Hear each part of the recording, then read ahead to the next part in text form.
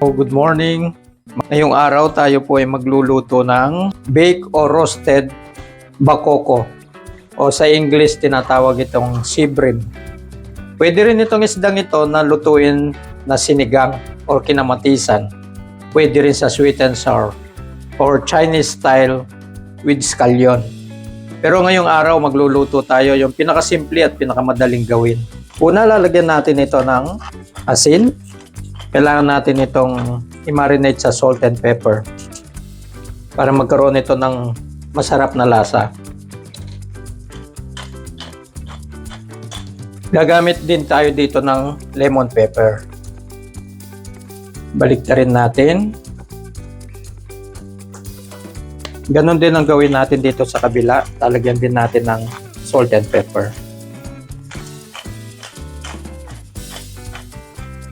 And syempre, lagyan natin ulit ng lemon pepper. At ngayon maglalagay tayo dito ng yellow mustard. Imamasahin natin sa isda. Lalagyan natin ng konting asukal. Brown sugar ang ginamit natin dito. At ngayon imamasahin natin ang ating yellow mustard para lumasa sa ating isda. Ulitin natin sa pangalawa. And yung pangatlo, syempre. Ganyan lang po, madali yung gawin. Ayan, pag na-marinate na natin, set aside muna natin yung ating bakoko. Habang hinihintay natin na ma-marinate yung isda, gagawa tayo ng ating breaded parmesan. Gagamit tayo ditong parmesan cheese powder. Mga 3 kutsara siguro ng para 3 isda.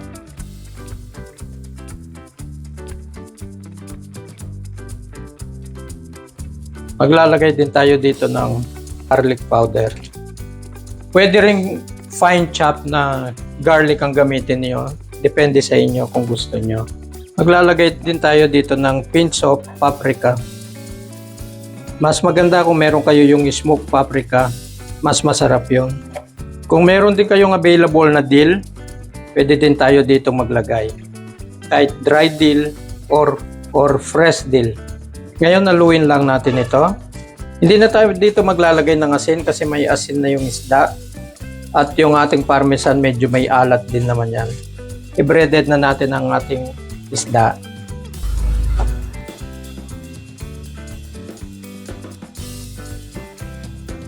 Ayan, ready na yung lutuin ng ating bakoko.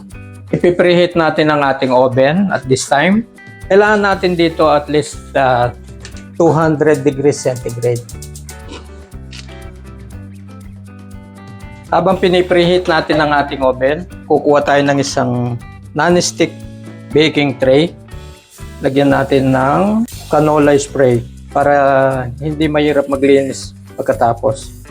Ngayon, nilipat na natin ang ating bakoko sa ating baking tray. Pwede rin tayong magsapin dito sa ating tray kung hindi non-stick ito. Aluminum foil.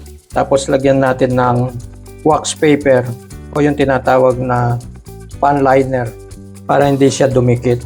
Kailangan natin lutuin yung balat ay nasa ilalim para pag sinerve natin, maganda yung kulay ng ating skin. At ngayon, preheated na ang ating oven. So, pwede na nating ilagay ang ating bakoko. Ayan. Mga 7 minutes lang or 8 minutes, magba-brown yung ating breaded parmesan. Alexa, timer 7 minutes. 7 minutes. Starting now. Okay, mga lodi. Check na natin yung ating bakoko. Bakoko. Ayan, napakaganda ng kulay. Ingat lang po tayo pag baligtad para hindi siya madurog. Pagkabaligtad natin ng isda, isa lang ulit natin for the next 5 minutes. Ayan mga lodi, luto na ang ating bakoko.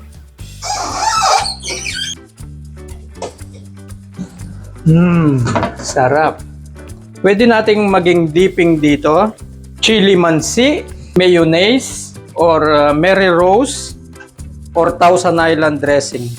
Ayan, mukhang napakasarap nito.